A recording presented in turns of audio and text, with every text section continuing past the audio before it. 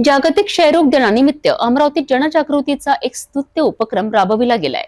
दुर्वांकुर रुग्णालयाच्या वतीने आयोजित या रॅलीत पोलीस भरती आणि नर्सिंग विद्यार्थ्यांनी मोठ्या उत्साहाने भाग घेतलाय। या उपक्रमाचा उद्देश नागरिकांमध्ये क्षयरोगाविषयी जागरूकता निर्माण करणे हा होता। 24 मार्च 2025 हा जागतिक क्षयरोग दिन म्हणून साजरा केला जातो।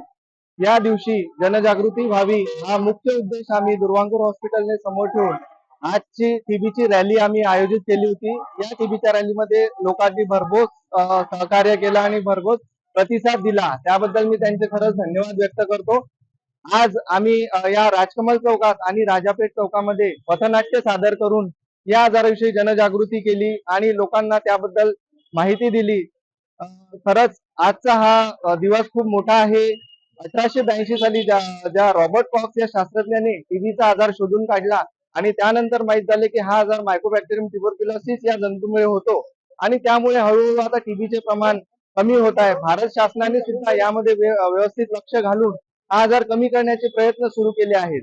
2017 पासून ते 2025 पर्यंत हा टीबीचा आजार बऱ्यापैकी आता कमी होताना दिसत आहे। जनजागृतीमुळेच हे होऊ शकते।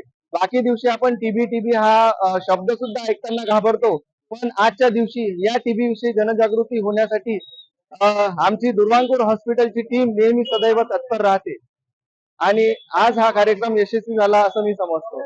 दुर्वांकुर रुग्णालयाच्या या उपक्रमामुळे नागरिकांमध्ये क्षयरोगाविषयी जागरूकता निर्माण झाली आहे। या रॅलीमधून दिला गेलेला संदेश सर्वांसाठी मार्गदर्शक ठरणार आहे। क्षयरोग मुक्त भारताचे स्वप्न साकारण्यासाठी अशा उपक्रमांची नितांत गरज आहे।